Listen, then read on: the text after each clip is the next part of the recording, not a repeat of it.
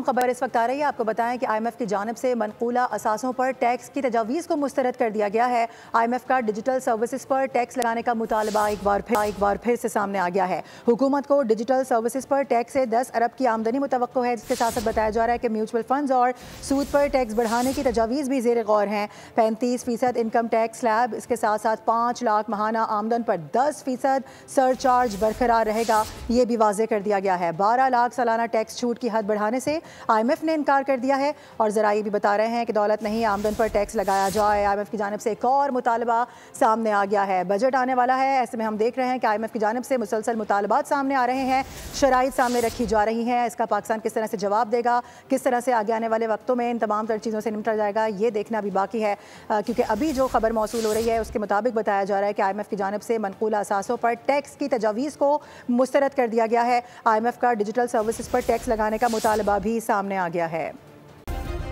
Subscribe करें और bell दबाएं ताकि कोई खबर रह न जाए।